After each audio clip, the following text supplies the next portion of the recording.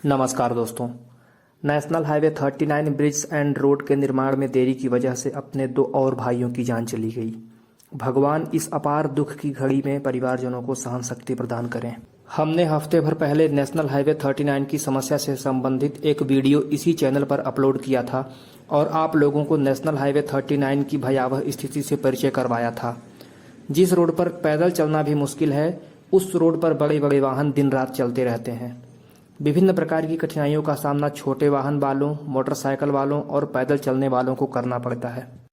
सीधी से सिंगरौली के बीच national highway 39 पर बहरी के पास पड़ने वाले गोपद नदी की पुल पर यह हादसा हुआ, जिसमें सरिये से लदा एक ट्रेलर वाहन और मुर्गियों से लदी एक पिकअप वाहन के बीच में टक्कर हुई, जिसमें 2 लोगों की जान चली गई।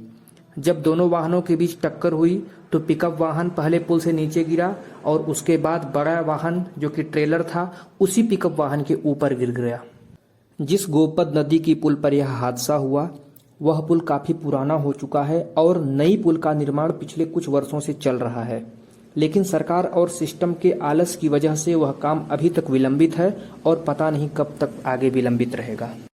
कंस्ट्रक्शन लाइन में ब्रिज वगैरह बहुत ही सीरियस वर्क माने जाते हैं। ब्रिज का निर्माण बहुत ही ईमानदारी से और इन टाइम किया जाता है, क्योंकि लोगों की जान से इनका डायरेक्ट कनेक्शन होता है। लेकिन यह सीधी और सिंगरौली है जनाब। नॉर्मल रोड वर्क तो छोड़िए, यहाँ ब्रिज के काम भी पेंडिंग में होते हैं। रोड पर बड़े बड़े गड्ढे तो आपने देखे होंगे, लेकिन हम आपको बताते हैं, दरअसल जहाँ पर आज का यह एक्सीडेंट हुआ उस पुल पर भी बड़े बड़े गड्ढे हैं और उन्हीं बड़े गड्ढों की वजह से यह एक्सीडेंट हुआ। अब जरा सोचिए, पुल पर बड़े बड़े गड्ढे होने के बावजूद भी लोग अपनी जरूरतों को पूरा करने के लिए आवागमन करते हैं। उनकी मजबूरी है, उन्हें आना जाना पड़ता है। बड़े बड़े ट्रक, ट्रेलर, ट्रैक्टर, बसें और छोटे वाहन, यहाँ तक कि पैदल यात्री भी, हर कोई उस पर चलता है। हम आपको फिर से याद दिला दें दोस्त, यह नेशनल हाईवे 39 है, इसकी कहानी अनंत है। कल के अखबार में इस घटना को लेकर काफ़ी कुछ लिखा जाएगा। सभी पार्टियों के छोट भैया नेताओं से लेकर बड़े नेताओं तक हर कोई इस घटना पर पीड़ितों के प्रति सहानुभूति और श्रद्धांजलि अर्पित करेंगे। लेकिन क्या सिर्फ श्रद्धांजलि अर्पित करने से और पीड़ितों के घर पहुंचने से नेताओं की जिम्मेदारियां पूरी हो जाएंगी?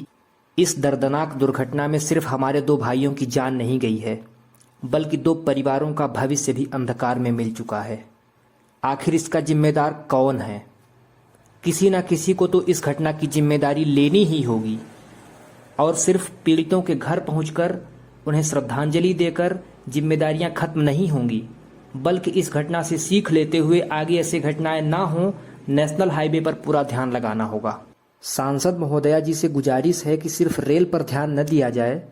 सीधी सिंगरौली की जनता बहुत भोली है, पहले उन्हें चलने लायक रोड दिलवा दीजिए, उसके बाद उन्हें रेल की जरूरत पड़ेगी।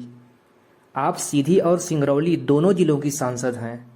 रेलवे में मुआवजा और नौकरियां दिलवाने से समय निकल सके तो नेशनल हाईवे पर अपने अथक प्रयास को जरा गति प्रदान करवाइए। रेलवे और रोड पर आपके अथक प्रयास सराहनीय हैं, लेकिन वे अथक प्रयास किस काम के, जो लोगों को उन्हें अपनों से दूर कर दे। दोस्तों, हम आप लोगों को बताते चलें कि यह जो घटना हुई है, मध्य प्रदेश के सिहावल विधानसभा अंतर्गत यह क्षेत्र आता है और इस क्षेत्र के श्री विधायक जी से भी हमारा यही आग्रह है, आप हमेशा विधानसभा की जनता के साथ खड़े हुए रहे हैं, जरा नेशनल हाईवे पर भी ध्यान दिलवा दीजिए। और आपको सिर्फ यह कहने से काम नहीं चलेगा कि कांग्रेस के जमाने में तो रोड बन रही थी। सिर्फ यह बात कहकर आप अपनी जिम्मेदारियों से नहीं भाग सकते हैं। आप अभी विपक्ष में हैं, आपकी भी जिम्मेदारी है कि सरकार आपकी सुने, और अगर सरकार आपकी नहीं सुनती है, मनमानी करती है, आपके पास भी कई सारे रास्ते हैं जिन पर चलकर आप सरकार को रास्ते पर ला सकते हैं। कुछ भी करिए जनाब, लेकिन इस भोली भाली जनता को इस वैतरणी से मुक्ति दिलवा दीजिए।